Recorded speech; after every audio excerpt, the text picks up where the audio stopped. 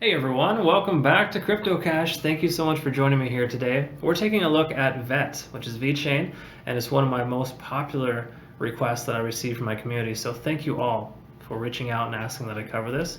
I appreciate your patience too. I try to get these as often as possible. And just so you know, to be able to field these questions more frequently and easily, I'm going to start utilizing live streams moving forward. Okay, it's not going to be a permanent thing at first. I will probably just start with weekends, but my eventual goal is to make it more consistent so we can cover a lot more coins instead of just one at a time, right? So that is the goal there, but just know I'm not a financial advisor. This is for educational purposes only. Always recommend you do your own research. And I just love teaching and helping others understand how to become better traders. Right? So that's my purpose here, to help you, fish for a lifetime instead of just for one day, right? So that's kind of the goal there. There's an analogy in there somewhere. But just note also too, there's description links below, of course, for my Patreon account if you'd like to show your support. Also, of course, more importantly, my Telegram community if you want to get engaged and learn as much as you possibly can. Got a really good group of folks there, some awesome people you can learn and absorb information from. So that's kind of the idea, right? Is to kind of get better educated and to learn and be more successful traders. All right, there's also $25 in Bitcoin from Voyager if you'd like to reference that in your own time. So without further ado, let's just go ahead and get right to it. All right, folks, let's go ahead and take a look at VET. And just before we do, we're just going to quickly look at Bitcoin and Ethereum first, just to get a quick baseline of what's going on in the market, right? And we'll go ahead and start with that first. So why don't we take a look at Bitcoin? And just to clarify, this is the 4-hour chart for Bitcoin. Okay, and this is also TradingView. I'm using the TradingView desktop application. And I have the 200 and the 50-day moving averages enabled. The purple is the 200 and the 50 is the pretty much yellowish orangish line here. Okay, and I just want to kind of quickly note here on Bitcoin that we are above the 50-day moving average, which is fantastic. And we also have a resistance line about 42,000, as well as a support at 30,000. Okay. So just generally speaking, the 50-day moving average has been working as a pretty strong support and resistance level, and we'll hopefully be able to see it continue to work as a support moving forward, pending no Elon tweets and all that other crap, right? So just be aware that Bitcoin is still in really good shape. If it wasn't for what we saw yesterday, we'd probably be doing much better. That being said, let's go ahead and take a look at Ethereum now. Now, Ethereum is pretty much a carbon copy of Bitcoin right now. It's slightly higher and marginally larger, but it is essentially the same thing. You can see almost identical pattern.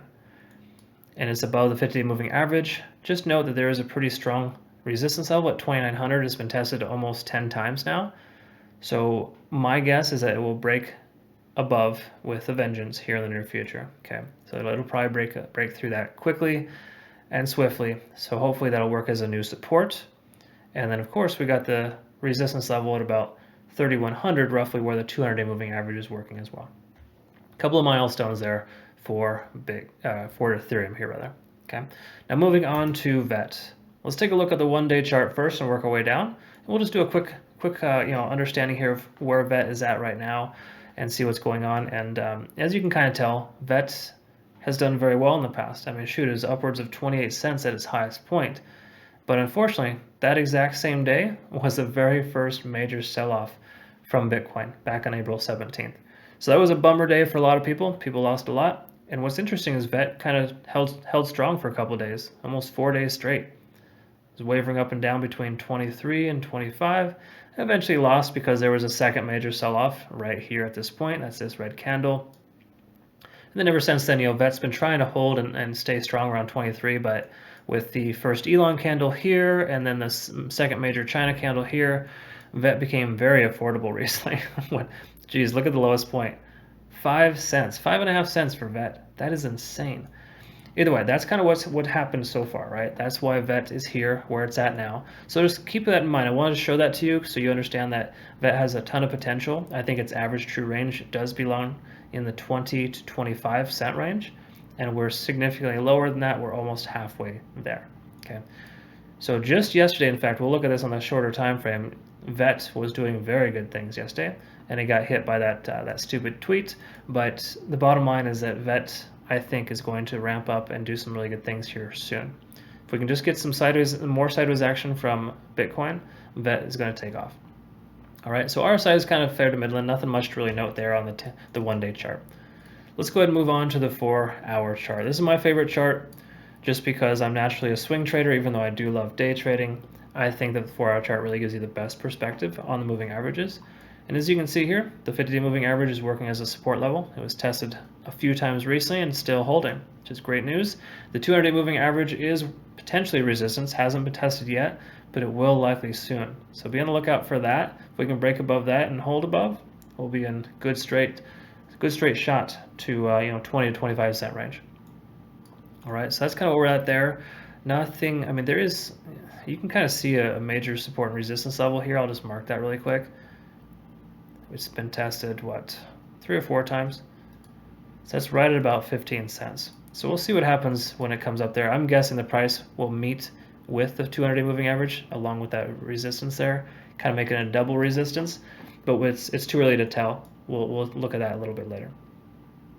All right, so that is VeChain. One last quick look here at the RSI, pretty much right in good shape. And as we can see, the price is kind of working itself above 55. Now, if you don't know, the little quick tidbit on RSI is nice because it works as a support and resistance level sometimes. So oftentimes, if the price is over 55, as you can kind of see here, there's like a bit of a line being drawn. It's working as a support level.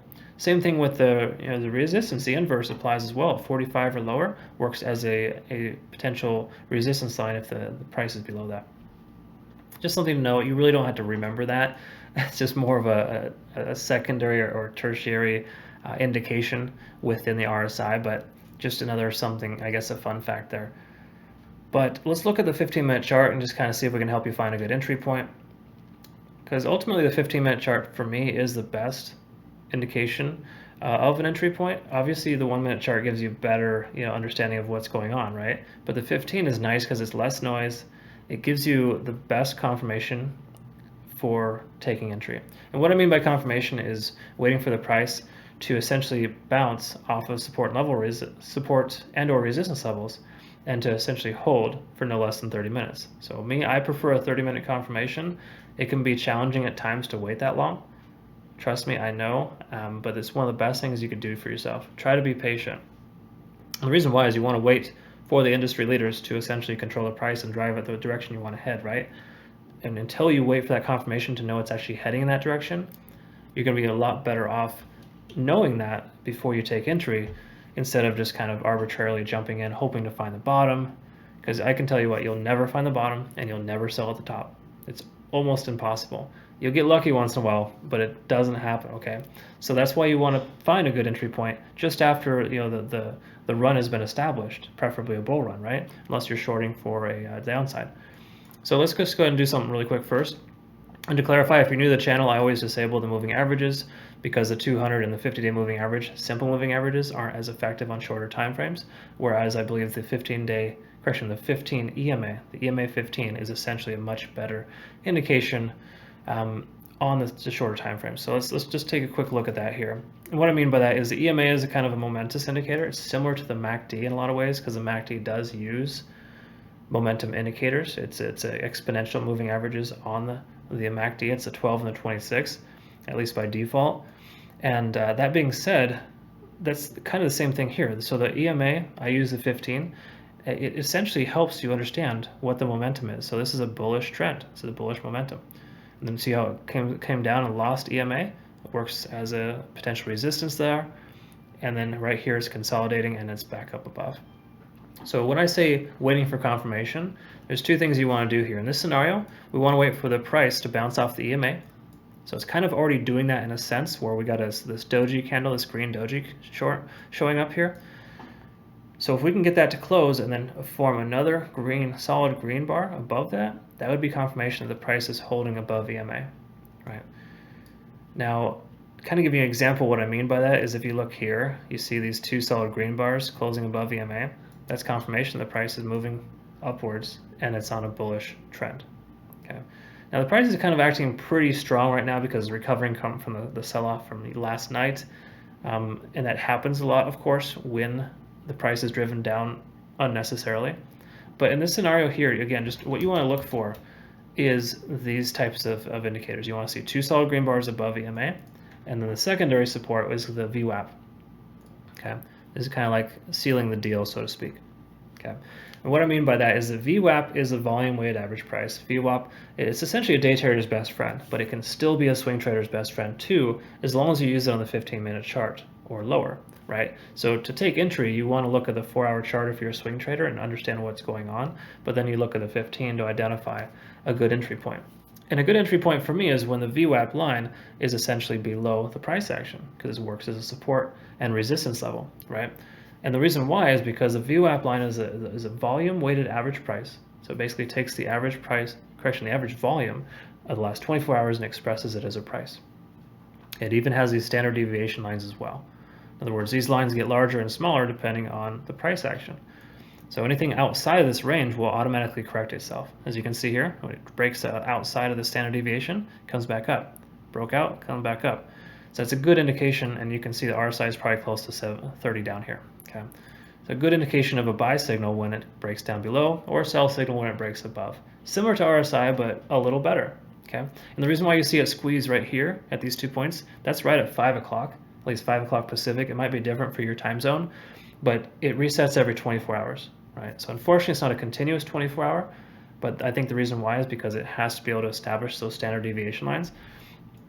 And that being said, what I'm trying to get at here is that we saw it reset right here, which is all well and good. But now that the price action is where it's at, the price is exactly right where the VWAP should be. Okay, so in other words, the price is where the average volume was for the last 24 hours, expressed as a price. That's good. So it's tentatively working as a support level, but it's almost looking like it might break. This may become a red doji. And if so, then we would want to see how the price responds to this EMA line. So I wouldn't take entry until I get confirmation the price is holding above both EMA and VWAP line, and I want to see at least 30 minutes of confirmation. That works well for me, right? I'm a patient trader, and I like small gains, and I like to take a lot of small gains throughout the day.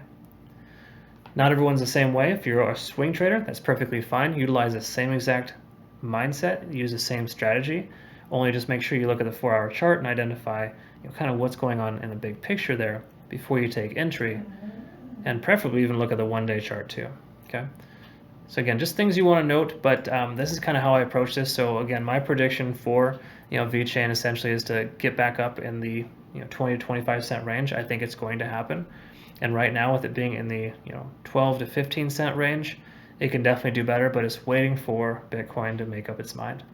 So that's why we always look at Bitcoin first to understand what's going on there, because VeChain unfortunately holds fairly true to Bitcoin, but it does a lot better than it overall. Very similar to Ethereum, whereas when Bitcoin does poorly and goes sideways, Ethereum, the ADAs, the Cardanos for that matter, the VeChains, those all take off, which we saw yesterday as a matter of fact. I mean, look at this run here. This did awesome. Went from 12 to 15 in just a matter of 1 day. That's a lot of growth when you think about it, considering how low the price is. What kind of growth is that? That's 23% in 1 day. That's quite substantial, right? So just something to note, something to figure out and work on, right? It takes time, it takes patience. Work on your risk tolerance, work on your patience, of course, because jumping right in and just kind of getting happy-go-lucky with your trading it's pretty much gambling. You don't gamble, you treat it like a business, and you be smart and wise about your investment. Okay. One last thing I forgot to note is the fact that the price, when you take entry, don't take a 100% entry unless VeChain is the coin you want to invest this much into for the rest of your life, or just for the rest of the year or whatever. Then take smaller entries and add to your position as you get closer to your goal. It doesn't seem, a lot of people don't think that makes sense, but it makes perfect sense if you have a good risk tolerance and you stop out while when you can while you're ahead, right? I'll have training videos on that later. In fact, I'm going to do more live streams moving forward. I'm starting one tomorrow, and in that, I'm going to hopefully try to reiterate best practice and how to utilize good risk tolerance. Furthermore, I have a signal group that I'm forming as well. I'll have that ironed out within 2 weeks here, and that is going to be available in through my Patreon as a premium membership. Okay, so be on the lookout for that as well.